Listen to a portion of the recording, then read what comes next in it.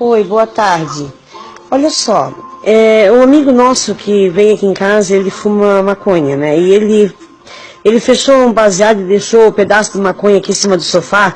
E a Rubi comeu um pedacinho, agora ela não tá ficando em pé, ela tá bem estranha. O que tu acha que a gente deve fazer? Olha, o que eu posso indicar é um reggae, né? Bote um Bob Marley agora, um tribo de já. Bote uma ração boa a ela, a água, porque ela vai sentir sede. E ela ficar quietinha assim é normal, né? Ela deve estar curtindo a vibe. Deve estar pensando em coisa de quando ela era só um filhotinho.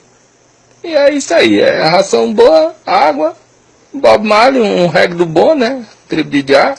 Come on, Mr. DJ.